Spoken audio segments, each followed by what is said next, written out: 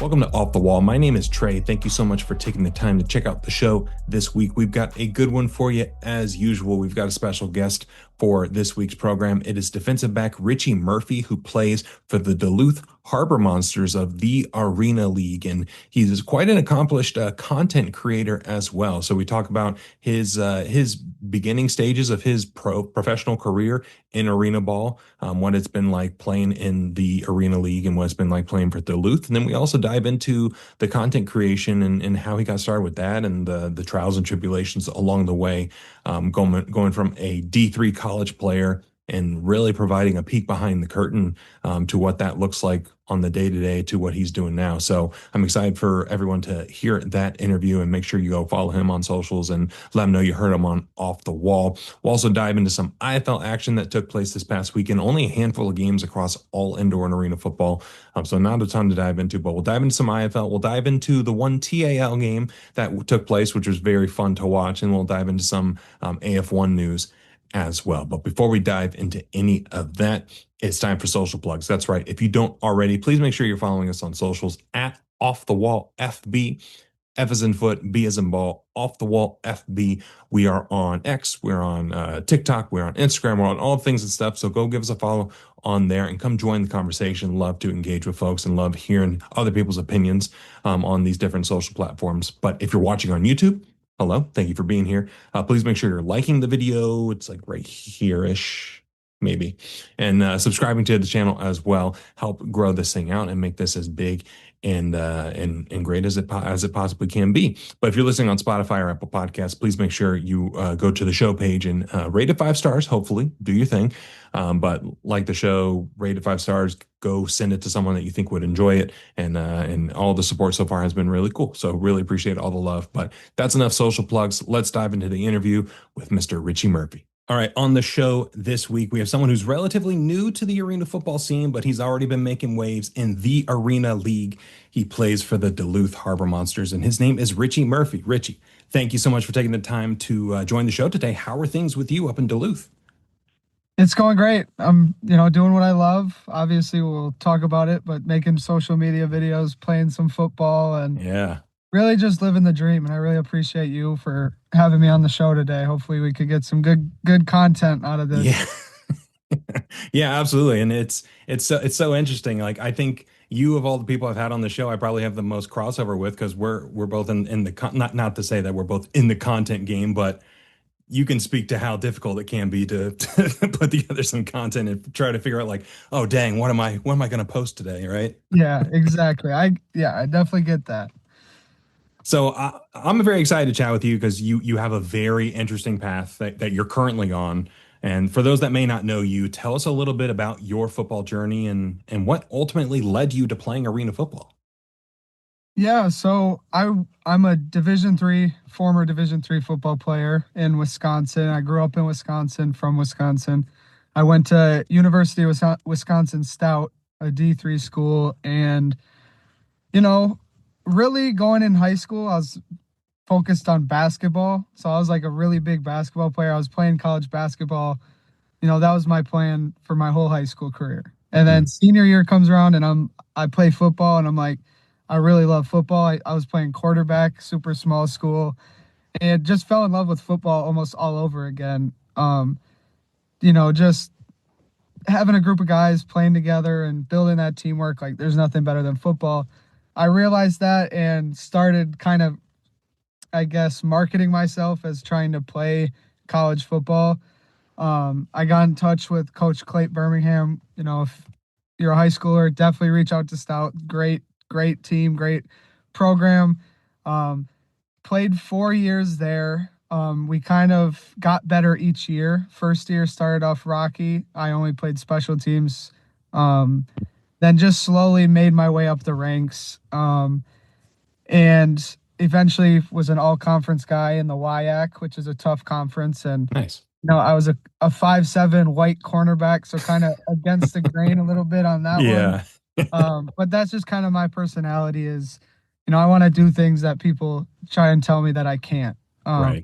And that makes me want to do them even more. So being a 5'7" white cornerback, that's, just me. I want the challenge. Yeah. And then after college football, we ended up making a bowl game. One of Division Three's only bowl game. We lost the game, and just after that game, I just felt like I was really, just I kept getting better every year in college, and I Yeah. didn't think that I hit the plateau of what I can actually do on a football field. Um, as you know, if you played college football, you learn so much in such a short amount of time. And Hmm. I only got 4 years, and I felt like I have so much more to learn. And the football isn't over for me because I haven't maximized my potential in it. So I really didn't know my options. I knew overseas was an option to play. Um, I just didn't want to commit, going overseas and kind of being away from family. But Right. then 30 minutes from my college and where I was living, Eau Claire had a brand new arena football team. And so I kind of start diving into reaching out to teams, GMs, owners, even like emails, Yeah. calls, talking all over the place, just trying to really learn about arena football, because it's a different world. Oh Um, yeah. and so I reached out to so many teams. I tried out for the Eau Claire team. I actually didn't make it on the tryout. Um, the coach said, you played good. We just have our guys. And the try Hmm. was, I made a YouTube video out of it. But then a week later, one of the guys I think retired. And then he's like, yeah, you could come to camp. So I went through camp with the Eau Claire Axemen out of the Arena League. I made it on the roster, the game day roster for week one. I played week one and then I got cut. And Oh there man. were, there were 2 weeks where I really didn't know if I was going to play football this season, but I really wanted to. So I was same thing as before, reaching out to every team, just calling, making calls. And, you know, I reached out to the Harbor Monsters. They're like, we'll bring you in. You know, no guarantees that you'll see the field or anything. And I Right. really didn't have that expectation. I have to work my way up and I get that. But I was there for 3 days and then I ended up playing that week and had a pretty decent game. And I think it's because no one really knew who I was and Yeah. they didn't expect anything out of me. So then I Yeah.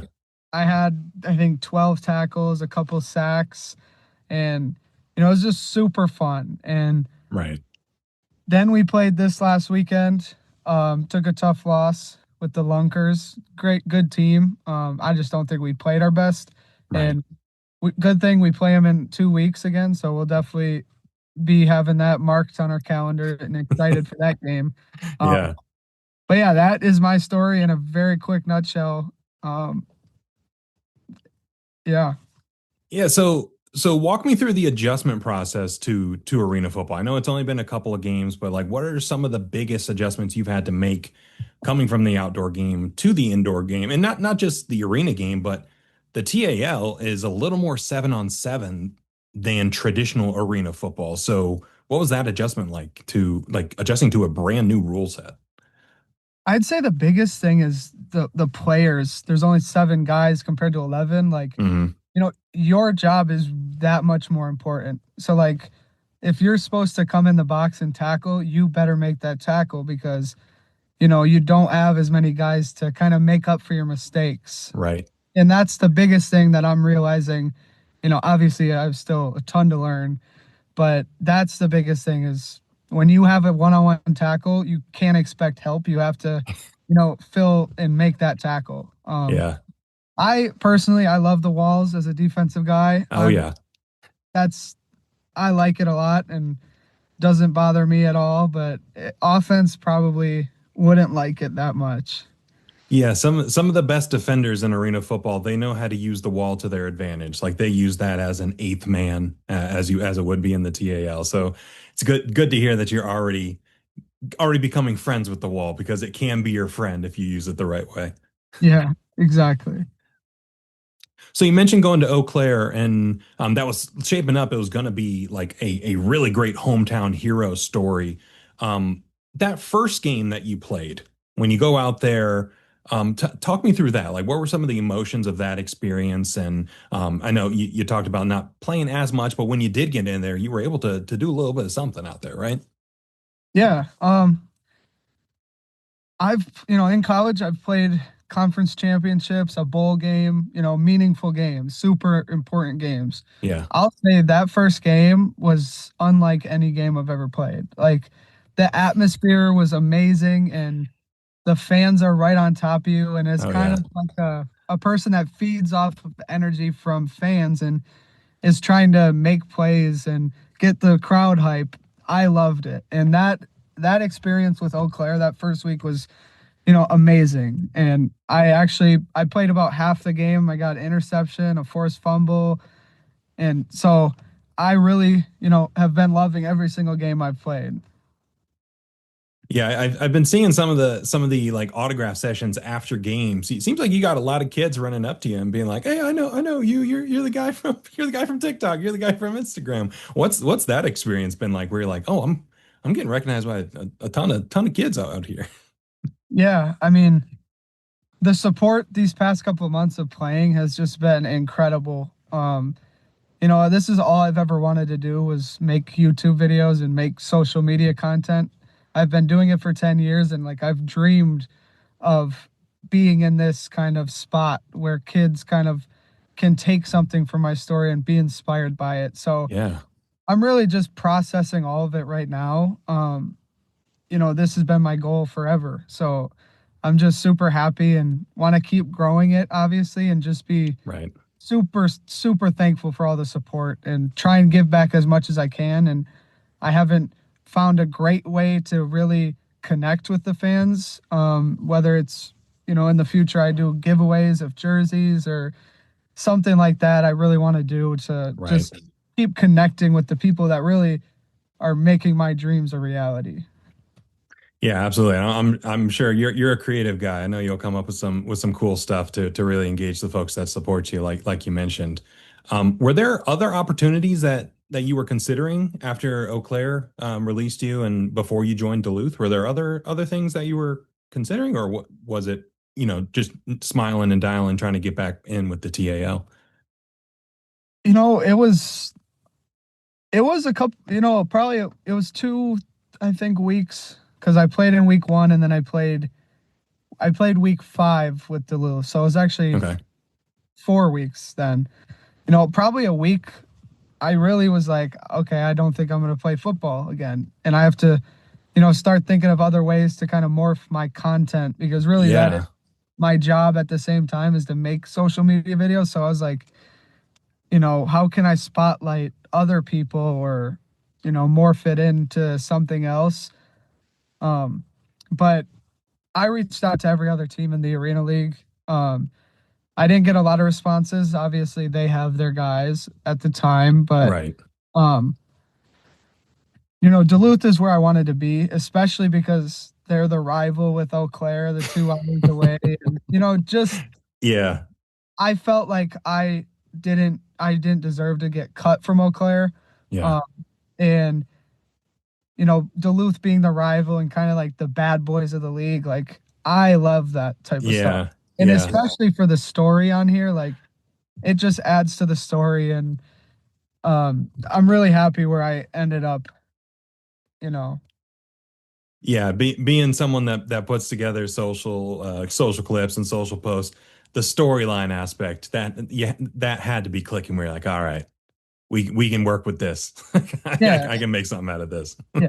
Especially they're the best team in the league. So it's like Yeah, that's the perfect scenario for me to go into and, you know, just grateful. yeah, and it's a great spot to be going into. Like you mentioned earlier, they are the reigning champs of the league, and they got a good thing going there. What's it like playing for Coach O'Neill? We've had him on the show before. It seems like it would be quite an experience to say the least playing for him. Yeah, I've been there 2 weeks now, or a week and a half, and he's just a real dude. He doesn't Yeah, sugarcoat things. He calls it how it is. He tells you how it is, and practice is a competition. And that's really what I think drives that culture is if you don't perform, they're going to bring a guy in and it's going to be a competition for who plays that week. And right. the roster resets every Monday and you have to earn your spot in practice. So there's no, vets or stars from the week before. It's everyone's on the same playing level. You got to work to earn your spot. And just that culture that he's built in Duluth is it's incredible. Especially when you're dealing with people from all over the country. They don't necessarily know each other. Right. We're all competing for one goal, and that's to win a championship and bring a championship back to Duluth. And just that aspect of football, culture is talked about all the time in football. Like culture, this, they have a good culture, they have a bad culture, they have a winning Yeah. culture. Like almost like the New England Patriots, it's just the culture. Yeah. It's hard to describe, but everyone has one goal, and that's to win championships and win games. Um, and you have to do whatever your job is to help that. And I'm all bought in. I'm super happy that I'm in Duluth. And and yeah, he's very, very good coach. Very good. Yeah, and there's tons of talented players on that team. Some folks with some NFL pedigree that I'm sure you're going up against every day in practice. You coming from like you are a rookie in this world, going up against some veteran guys in the arena world and with some outdoor experience. What's it been like, kind of clashing swords with them a little bit in practice, and getting put to the test pretty quickly. Yeah. You know, that's great. I really didn't know what I was getting into, I guess, and Yeah, I didn't understand a lot of things about arena football and how it works. yeah, So, being naive coming into it, thinking, you know, I didn't think that I was gonna, be a star or whatever. I knew I had to work my butt off to even get on a team, just because, people overlook rookies. They overlook obviously D3 guys when there's NFL training camp guys on Duluth. But yeah, yeah, the one thing that I pride myself on, and it's been this way since freshman year of college, if there's something that is a one-on-one competition and it doesn't require any height or any other thing other than who wants it more, yeah, I want to win that. And that's what's helped me a ton, is just competing as highest of a level as I can and as good as I can. um and that's what I think helped me, get a spot on Duluth and actually play on Duluth, is just compete. And that just drives everyone up. um yeah, And it's hard when you focus on like guys, it's like, dang, I'm really playing against NFL receivers, yeah. you know, but it doesn't feel like that for me. Right, It's just another team, another teammate, and you can't put anybody on a pedestal. right. Yeah. Yeah, I mean, you're going up against them. You've earned the right to be in that room with them. You've earned the right to be on the field with them. So yeah, it makes sense to have that mindset. Yeah. But you mentioned making content for 10 years at this point. I don't think people may realize how long you've been in the game. What inspired you to start making content and or content, and how has it grown and evolved over time? Yeah, so I started in middle school making basketball content. Um, it's like dribbling and trick shots and stuff like that. Um, and I've just been doing it ever since. So I was a basketball player. Growing up, AAU basketball, high school basketball, and then in high school, I started kind of documenting the game days and the atmosphere of what it's like being a high school, athlete, Hmm. which I think really, people really connected with it, because either they couldn't play sports in high school, or they were once a high school athlete, so everyone understood, and they just like to see that perspective. Then going into a D3 school, no one knows what D3 is about. Like, you don't see people from Division 3 ever. You really don't know anyone that plays D3 football. Right. Yeah. And so I really displayed what it's like to be a D3 athlete, and the work we put in, the fall camps, and just the everyday grind, really, I think, shocked a lot of people. And people were interested in that. And now, since that, I've just been doing it for arena football, kind of showing what the games are like, showing my personal journey from D3 to pro. Um, and once again, people don't really understand arena football. So I'm trying to grow arena football and, help Yeah. whatever team I'm on, help them grow. And I think it's just a really interesting sport, It that is. people, Yeah. you know, people have kind of forgotten about since, the early 2000s. It's like Yeah. this sport is amazing. Like you should go to a game because you will be surprised at how fun games are. Yeah. Yeah, and that's the thing with these arena games is like the worst seat in the house at an arena game is 10 times closer to the action than the best seat in the house at some outdoor games, right? So it's like it's a fun time, and especially with the way the Arena League is doing things. It's a fun startup league, and like you said, I heavily encourage folks to go check it out if they haven't already. But when you started making the content, did you ever envision it getting to the point where it is now, or was it something where it's like I feel the itch to do it, and I just need to do it? It's pretty crazy that I've always had this dream to do this as a living. And, not a lot of things would stop me from trying. And I've always seen the end goal for me, which I'm not there yet. Hmm. Um, and I don't know if I'll ever be. It's just the process of building something online. And I have never doubted that this wouldn't happen, which might, it's super easy for someone that's kind of already doing it to say that. Right. When in middle school, when people were bullying or commenting, negative things, it's like, um, I still had that faith that I would get to this point. And it's obviously morphed a million different times. It looks way different than it did at the beginning, but Yeah. my faith that this story and this plan was already written would never wavered. I actually have believed in this dream, forever. And so I'm kind of getting a taste of what I've always dreamed about at night, and now it's Yeah. like I can't let up. I have to keep going. Because as many people that don't make it, or as many people that do make it to my point, just as many people kind of stop where I'm at. Oh yeah. So just trying to keep going, keep building something, and keep supporting the fans as much as I can and my audience as much as I can. Yeah, there's an old quote that it takes 10 years to make an overnight success.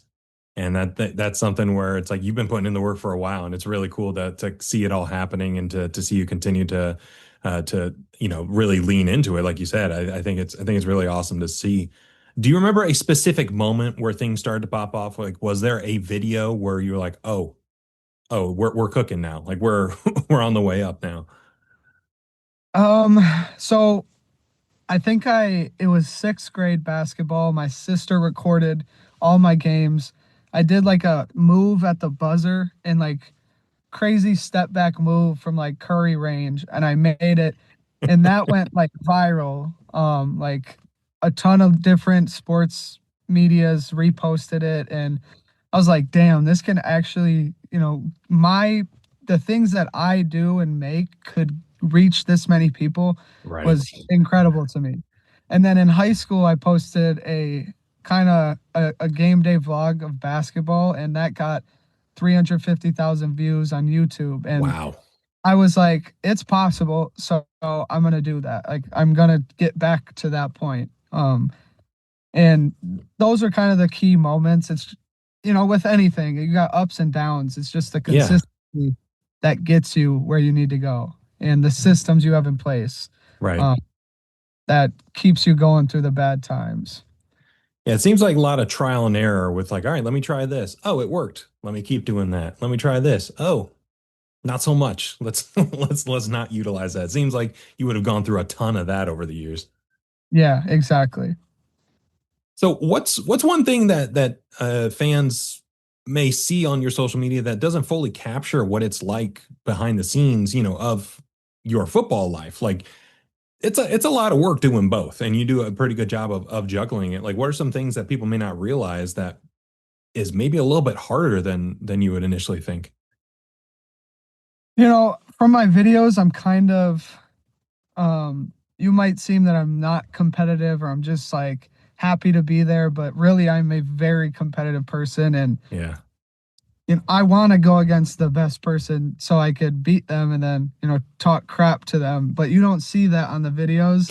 Um, Yeah. I might seem soft or I might seem like oh, this dude's just making videos, but really I'm a football player. Right. Uh, anyone who's ever played with me knows that.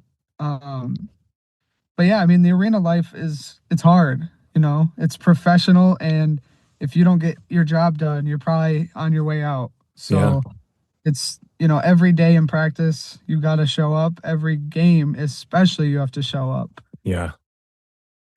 Yeah, and you touched on something earlier about like the highs and lows, and you do a really great job of capturing all those moments, and that's something I admire about what you do with your socials is that a lot of times what you'll see on social media for a lot of people is you get the highlight reel, you get the everything's great, everything's shiny, everything's sparkly, but that's not the way it is all the time. Like you had the Eau Claire situation where it's like, hey, I got released, I don't know what's going to happen, and you were very transparent and not afraid to talk about it.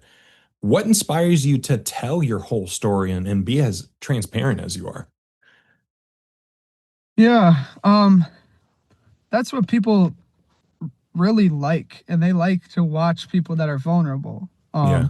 That's one of the main emotions that works on social media is vulnerability and showing that I'm not perfect. Because for so long, like 10 years, it's been Lamborghinis, yachts, and Rolexes. It's like, no, I'm just out of college. I really don't know what I'm gonna do Yeah. with my life, but I've played football my whole life and I made videos. So I'm trying to do that. And this is my journey, Yeah. ups, there's downs, and people are invested in that story. And, a movie isn't a movie without, the climax and the drop. You know what I'm Yeah. saying? Yeah. Yeah. And for there to be a amazing, superhero in a movie, there has to be just an equal and opposite supervillain that Yeah. is trying to take down the superhero. So, Yeah. I'm up against a lot of things. I'm white, 5'7", and I'm trying to play football. Like Yeah. those things don't mesh, and the underdog story is Yeah. is there, and people like hearing it. Right. Yeah, and they're on the journey with you, like you said, where like I think the movie parallel is perfect, where you're writing the script as you go. Like you're living the movie with the audience in real time. And I think it's such a fascinating way to go about it. And it's a story you don't often hear, like what you mentioned with being a D3 guy. You don't really see a lot of publicity for D3 guys. So I think that you did a really good job of carving out that niche for yourself and be like, all right, not only am I a D3 guy, but I'm a D3 guy in another niche of arena football. So it's like you're really cornering a bunch of different markets. I think it's really fun to watch happen in real time. Um, Exactly. so what advice would you give to young athletes who want to grow their brand, grow their platform like you have, but also not lose focus on the game itself and being the best player that they can be? Yeah. The first thing is you have so much more time than you think you do. Even in college, like college football, when you have in fall camp 8 a.m. to 8 p.m. stuff, right? Hmm. You still have a lunchtime that's an hour and a half, 2 hours. You still have 8 p.m. to 10 p.m. It's like, what are you going to sacrifice to get your goal? And for Right. me, my goal is to put out good quality social media content, right? Yeah. And my goal is also to be a good football player that, produces on the field. Yeah. I it, just as an example, like, you have 6 a.m. to 8 a.m., you can be dedicating that to whatever, trying to make content. You can um, play less video games. Everyone plays video games in college. Everyone hangs out with Yeah. their roommates. That is great. You have to do that stuff, but you have to be willing to sacrifice a couple things. It's not a lot. Like Right. for Yeah. me, at most an hour a day, and it's like you can find an hour out of your day to just focus on something outside of football. Yeah. Uh, but it's in something that I'm struggling with is like being where my feet are and not focusing on the future. It's like, okay, Right. I'm at practice. I need to be locked in. I cannot be thinking about anything else in meetings or whatever. Like I need to be where I'm at. And Right. I'm always, my mind races and I'm thinking about a ton of different things but just trying to stay where your feet are and just refuse to be outworked and be consistent. Consistently work hard and really, I don't know a lot of things that you can't do with your life. Right. That's awesome. Yeah, love that. So last couple questions here before we get out of here. If you could collaborate with any athlete or creator or content creator, who's on your dream list? Like, give us a top four of like, all right, if I could do anything with anybody, I want to collaborate with these guys. So number one, probably Cooper DeJean. We, Okay. I don't Yeah. know if I need to describe why, but I think Yeah. we could make some good videos and it'd be funny. Yeah. Then this is a good question. I'm a big Bears fan, so Caleb Williams, Okay. then Devin Hester, Okay. Yeah. and then for the fourth, who do I want? I'm forgetting a ton of different people. Um, I'll say Derrick Rose. Okay. All right. Big Chi-Town connection. Yeah, the NBA hasn't been the same since he left, but Yeah. Yeah, he was electric when he was in the league. You're from Wisconsin, right? What's with the Chicago love? Is that is my what's my family's from Chicago, so okay. they I was born like a year after they moved up here, so I'm a big Bears fan. Like I was saying earlier, like being a going against the grain and being a little different. Like Yeah. Yeah, well, being a Bears fan in Wisconsin, that's definitely going against the grain. It seems like something you've been used to all your life. But this has been really fun, man, and I'm looking forward to seeing how the rest of the season works out up in Duluth and in the Arena League. What are you looking forward to the most this season as we, you're on the back half of the season here and heading towards the playoffs? What are you looking forward to the most? like just being grateful, I guess, for the opportunity Duluth gave me to play football again. And Right. obviously I played these past couple weeks, but anything could happen in arena. They could bring guys in. Yeah. Um, but these next couple weeks, I'm gonna play my role the very best. And whether that's starting, whether that's on the sideline, whether that's whatever, I'm gonna be the best at what I am supposed to do because that's what you need to win a championship. And Yeah. you know, I want to win a championship, and I know all these dudes in Duluth do too. Especially Coach O'Neill, like that's his main goal. Yeah. So whatever coach, whatever role coach puts me in, I'm gonna be the very best at that. Yeah. And just being grateful and thankful, those are the big words to be able to do this. And not a lot of people get to do what I can do. Yeah. And Yeah. so I have to be grateful because the opportunities that I've been given and, the opportunity to keep making videos and keep playing football is something that a lot of people don't get. So Right. whatever I'm doing, I'm going to try and do my very best for the Duluth Harbor Monsters to win a championship. Let's go. Bring it home. Bring it home. Let's keep that title in Duluth. Absolutely. All right, this has been awesome, man. Like I said, I appreciate you hopping on here. All of Richie's socials are in the description. So if you're watching, listening, scroll down just a little bit, go follow him. I'm sure if you're watching, you already do. But go give him a follow. Say you heard him on Off the Wall, and go tell him what's up. So Richie, I appreciate you hopping on here. Any last words before we get out? Hey, Harbor Monsters are coming. We dropped a game, but we'll be back. And I'm excited for this week. We play Eau Claire, so it's definitely Here we definitely go. definitely an exciting game. But you know, just keep chasing your dreams. You're not that far off. Just keep working hard. You can do whatever you want in this world. So, Let's go. and thank, Love it. and thank you for having me on. It's super fun. Yeah, this has been great. We'll stay in touch, all right? Yeah, for sure.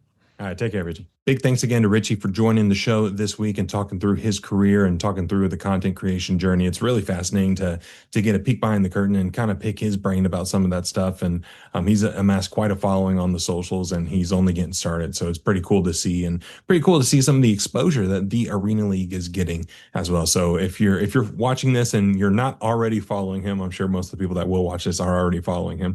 But please go give him a follow, subscribe to his YouTube, do all the things and stuff there. He's he's providing some really good exposure for the sport of arena football, and I'm excited to see where his professional career goes from here. But we're going to touch on the Arena League first. There was only one game this past weekend. Haven't really dove into the Arena League that much on this show, just because, just being transparent, not a lot of bandwidth when there's three, four different leagues going on and we're covering a ton of different things. But with some of the other leagues wrapping up, we now have a little bit more time to dive into the TAL and some of the stuff that they've been doing and their unique brand of football.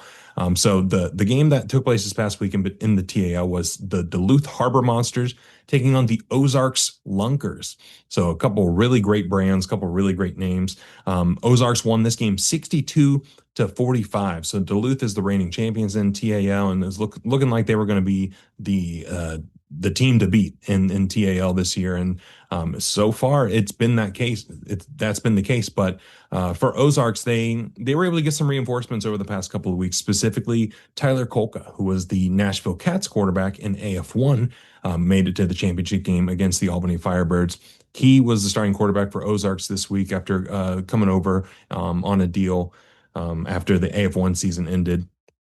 They've also got Akil Greer, former wide receiver for the Washington Wolfpack as well. He played for Wichita Regulators in AFL and AF1 as well. So they've got quite a bit of talent, and it was fun being able to sit down and finally enjoy a full game from front to back. And Tyler Kolka looked really good. He adjusted to this unique brand of TAL football really well, and he was able to connect with his receivers and really able to make that offense flow. And Ozarks was a really fun team to watch, and they just looked like the impact that Kolka made on that offense like cannot be understated.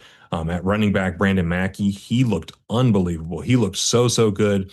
Four total touchdowns on the day, 22 rushes for 142 yards. He was catching the ball out of the backfield as well. And yeah, Mackey and Kolka were a crazy good combination. And it seems like the TAL's on notice now that Ozarks is they're not messing around. Like they've got some reinforcements. They've got some guys that can really take it to opposing defenses. But for Duluth, they couldn't really get out of their own way for a little bit. They were starting to play catch up towards the end, but the Ozarks just kept scoring and they weren't stopping. And Duluth just kind of stalled out on offense a handful of times. But Duluth isn't going anywhere. They're still a very good team. As Richie mentioned, they're poised to make a run in the playoffs again and hoping to repeat as champions of the Arena League. And yeah, it's going to be a very fun end of the season. Very fun last couple of weeks here before the playoffs start. And yeah, TAL, if you haven't watched already, make sure you do. I think on the surface, I'll be honest, it's a little unconventional if you're used to arena football already. It's more like 7-on-7 meets arena football. But I think it's a unique brand, and you get all the fun positions of football all on the field at the same time, and it's a really fun watch. So go check it out if you haven't already. Some of the teams do really great stuff on socials, specifically the Ozarks Lunkers. They do a really good job on their socials. Go check out that music video for their team song. What is a lunker? It's a banger. It's heat. So go follow them on socials and go check out that song if you haven't already. But yeah, TAL is something I'm gonna be touching on a little bit more over the coming weeks, and yeah, I'm excited to see how this end of the season wraps up. Next up, we're going to dive into the IFL. Only 3 games this past weekend, as a lot of teams had bye weeks as they get prepared for the last 3 weeks of the season. First game that took place was the Iowa Barnstormers at the Massachusetts Pirates, and Massachusetts won this game 54-31. So this was a game that got out of control very early. At halftime, the score was 40-6 in favor of the Pirates. And where to even start, honestly. Kenji Bahar for the Massachusetts Pirates had a pretty good game, 5 passing touchdowns, 205 passing yards. But I think the highlight of the game for Massachusetts was Thomas Owens, wide receiver. He ended up catching his 100th career touchdown, total touchdown, both on the ground, through the air, kickoffs, all that stuff. 100 total touchdowns for T.O. in a Pirates uniform. He has spent his entire indoor career playing for the Massachusetts Pirates, and the fact that he's been able to score 100 touchdowns for them is very cool, very awesome. So congrats to T.O. for hitting that benchmark. But Kenji played really well in this one. Like I said, 5 passing touchdowns through the air, 3 rushing touchdowns on the ground. a bit of a tush push merchant throughout the season, but he had some runs that were pretty good. I think he scored on a read option. He was able to do some scrambling and pick up some yardage on the ground. So Kenji looked pretty good in this one. I will say this offense was cooking early. They did kind of take their foot off the gas because they were up by 40 in the second half. They very easily could have scored 70, 80 in this game, but I think they were just more so doing a kill the clock situation and not necessarily running it up on Iowa. But Iowa was trying their best to fight back, but when you put yourself in a 34-point hole in the first half where nothing is going right, there's only so much you can do. James Cahoon went 16 for 37, so below 50%. That might be almost below 40%, right near 40% completion, 170 yards, four passing touchdowns, and three interceptions. So that's been the theme with Barnstormers quarterbacks all throughout the year, not just with Cahoon, is that they're able to air it out. They're able to make big plays through the air positively, but they also just get killed with turnovers. And that just seems to be the offensive system that they run. And yeah, Iowa just they were a mess. They really couldn't get anything going outside of Keon Williams. Keon Williams is one of the best wide receivers in all the IFL, but he's just been shackled to this Barnstormers team for the past couple of years. And Keon Williams had 8 catches, 110 yards, and 2 touchdowns on the day. But the Pirates got a much needed win to put themselves in the 4 seed of the playoffs. So right now they bumped Tulsa from the playoff race as Tulsa has been on a bit of a slide since TJ Edwards got hurt and Massachusetts has been rising up. So they have a big game coming up between the Pirates and the Oilers this upcoming week that will play a pivotal role in the playoff picture and could be the difference between one of these teams being on the outside looking in and one of these teams potentially making it to the championship game. So the Oilers did sign a quarterback from the NAL. Not to get too sidetracked here, but Carl Robinson the third, who was the NAL MVP and the quarterback for the Beaumont Renegades, he played unbelievably well for Beaumont this past season.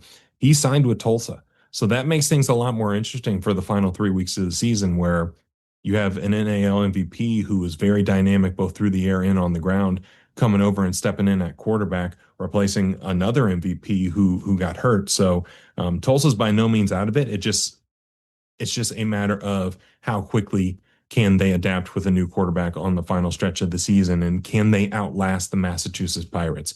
Massachusetts has been playing really, really well, and Tulsa has the defense to keep them in it, but so does Mass. So it's a very interesting matchup, and it's probably the matchup of the weekend across all indoor and arena football. The next game we're going to talk about is the Tucson Sugar Skulls going to San Antonio to face the San Antonio Gunslingers, and Tucson won this game 58-28. So another beat down in this week in the IFL. At the beginning of this game, it was looking like this was going to be a back and forth shootout. Like Tucson scored, then San Antonio scored, then Tucson scored, then San Antonio scored. It was 14-14 at the end of the first half, and we were like, all right, we got ourselves a ball game. Like, let's go. This wasn't going to be the sexiest matchup on paper for a Saturday night unopposed in the IFL, but it was like, you know what? This could be a game. And then Tucson just managed to pull away, and San Antonio couldn't get out of their own way. Tucson ended up scoring 28 points in that second quarter. They scored on every single drive except the last drive where they killed the clock.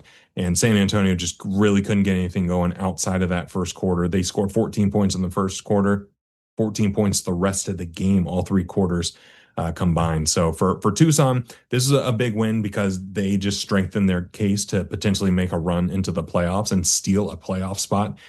They have the tiebreaker over the Arizona Rattlers. And so if they're able to crawl into a situation where they're neck and neck with Arizona, look out. There's a very real possibility that Tucson makes the playoffs and Arizona Rattlers are on the outside looking in. But George Reyna had a pretty good game in this one, 121 yards through the air with 2 touchdowns. Devontae Sapp Lynch had 2 touchdowns on the ground. Reyna added another touchdown on the ground as well. So they were able to do pretty much whatever they wanted. Like I mentioned, they were able to score on every single possession, every single time they touched the ball, they got it into the end zone. So very impressive win by Tucson, who's heating up at the exact right time to make a push into the playoffs. We'll just have to see if they're able to overcome that rough start that they had at the beginning of the year to make the big dance. But they got to just focus on what they can control for now and what they can control is winning out and doing the best that they can. So for San Antonio, not so much. This season has been rough, but Joaquin Colazo, he had 101 yards and two passing touchdowns and one interception. Not a terrible game, but he just didn't really play well at all. The ground game really couldn't get anything going for San Antonio. Colazo ended up having 30 yards on the ground. And when he's the leader in rushing attempts, that's usually not good when you have guys like Keyshawn Harper, Cali Rashad, Naquan Murray, those types of guys in the backfield and those types of guys in the wideout crew that you could be handing the ball off to. It's usually not a good sign when Colazo's the leading rusher. So I know this game got out of hand a little bit for San Antonio, but yeah, it's just been a rough go. And this game was actually a pretty good encapsulation of the San Antonio season as a whole. Started off really strong, was looking like they were going to make some noise when they were able to beat Bay Area and they were able to take it to Tulsa a little bit, and it was like, all right, San Antonio, they're going to be a tough out. And after the first quarter of the season, it's just all downhill for San Antonio from here. So a couple games left. They got a tough draw with I think Jacksonville next week, so that's going to be a tough one for them. But definitely not the season that the Gunslingers were hoping for. And we'll have to see what types of changes they make in the offseason, whether it's with coaching, whether it's with a total overhaul of the roster. Change is going to be made because I know that that ownership group in San Antonio, they've invested a lot into that team, a lot into the facilities, and going and posting a potentially 3-13, 4-12 record is not going to cut it for them. And the final game of the weekend was the California Clash, the third California Clash of the season. It was the Bay Area Panthers going to San Diego to face the San Diego Strike Force. San Diego won this game 46-38. So San Diego got off to a hot start in this one. They were up 14-0 before you could even blink.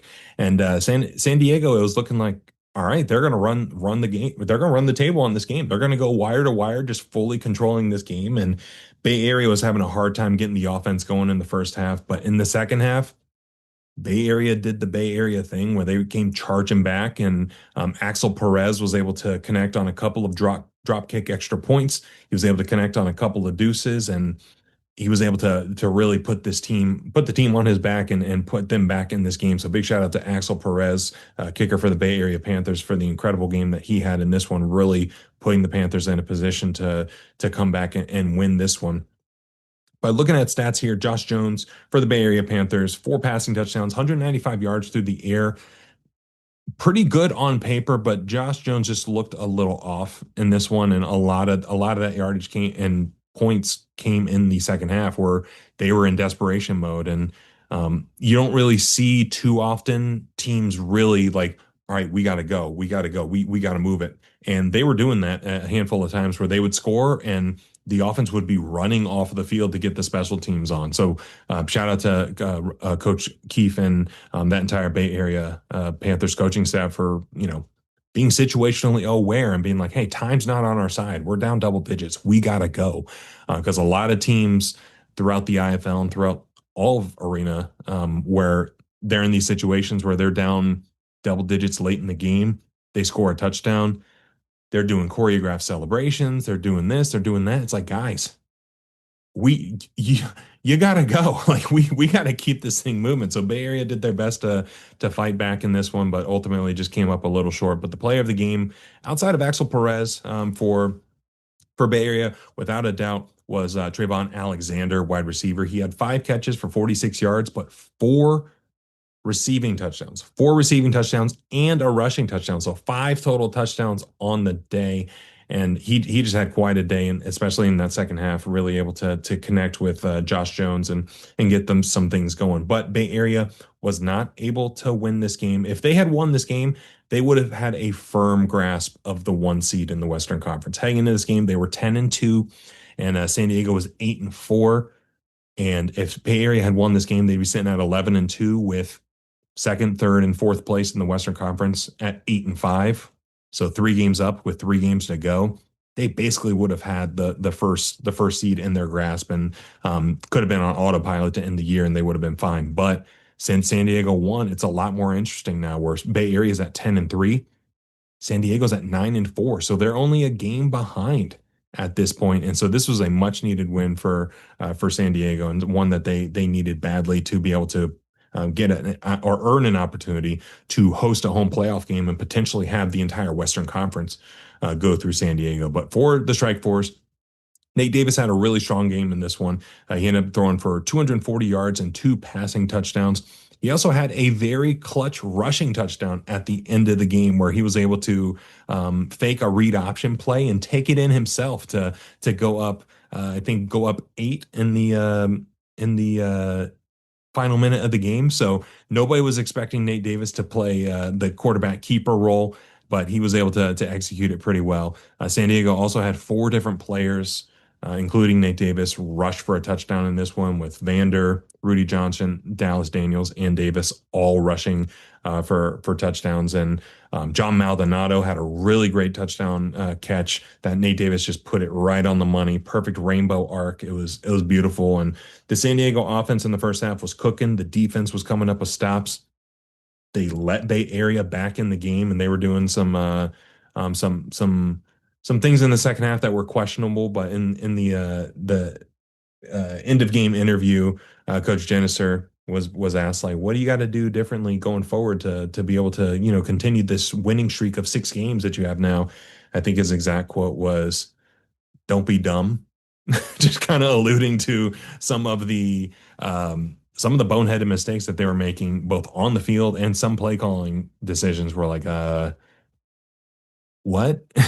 Like, if something's working in the first half, keep doing what's working. And yeah, but San Diego was able to hold on, and they were able to win this game in a much needed win to put themselves in a position to potentially get into the number 1 spot, or at the very least secure that number 2 spot in the coming weeks to clinch a home playoff game. So San Diego got a much needed win here, and Bay Area should be fine. But this Western Conference race just got a lot more interesting because the Panthers dropped this game to the Strike Force. Like I said, only a handful of games from this past weekend to talk through. There's going to be a lot of talks of expansion and teams potentially moving over these next couple of weeks. So I'm sure we'll have a lot more topics heading into the offseason. And as the IFL wraps up their season, as the TAL wraps up their season as well, we'll have no shortage of things and stuff to talk about. So please make sure you're following us at Off the Wall. FB, F as in foot, B as in ball, at Off the Wall FB. We're on all the socials, so go give us a follow in there. We'll be involved in those conversations, and we'll be sure to let the opinions known. And want to hear what you guys have to say. Want to hear your thoughts on the Michigan and Ohio expansion in AF1. It's sounding like it's going to be Cincinnati and Ohio. We might have a hint of an idea of where it is in Michigan. So it's going to be a super interesting offseason. I would love to have you guys be a part of that, and have you guys be a part of that conversation. So come give us a follow on there. And that's the show. Thank you so much for taking the time to check it out this week. Big thanks again to Richie Murphy for hopping on the show and talking about his journey through football, starting out as a D357 DB, and making his way to the pro arena ranks. And I'm not kidding when I say go check out his socials, go check out his YouTube. He provides a really great peek behind the curtain as what the everyday life looks like. And some of the things we talked about in the interview, where he highlights the highs, but he also touches on the lows. Like I think he does a good job of really capturing that human experience. And you can't have the highs without the lows, and the lows don't feel low without the highs. So he does a really good job of that. So go check out some of his videos if you haven't already. And while you're checking out videos, while you're doing all that stuff, make sure you're subscribing to this channel. If you're watching on YouTube, subscribe, like, share, all the things and stuff. Comment where you think the AF1 should expand to next. I've heard lots of thoughts. I've heard lots of ideas, but I want to hear what you think. I want to hear where you think the AF1, or better yet, not just the AF1, AF1, IFL, NAL, all the 3-letter leagues in arena and indoor football. Where do you want to see a team? Throw it in the comments and let me know. And if you're watching, or if you're listening on Spotify or Apple Podcasts, please make sure you're rating the show, liking the show, sharing it with a friend, doing all the things and stuff. all that fun stuff. It really helps the old algorithm and helps push us out to more people. So only 24 hours in a day. The fact that you chose to spend like an hour of that here means a lot, and really appreciate all the love and support so far. So we got a bigger weekend of IFL football ahead. I think every team in the IFL is involved in the weekend slate of games up ahead. We've got a great slate of TAL games as well. We Richie Murphy mentioned Eau Claire taking on Duluth. A little bit of a revenge game for Mr. Murphy, so that'll be a fun one to watch. Yeah, so no shortage of entertaining games to check out this weekend. So make sure you do so. Go support your local arena or indoor football team. Join the conversation on socials. Um, yeah, throw a like on a post, even if it's not mine. Throw it on a like on a post of your favorite TAL team, of your favorite IFL team. Every little bit helps these teams become successful going forward. So take care. Have a great rest of your weekend. Enjoy the weekend of football ahead, and we'll see you next time.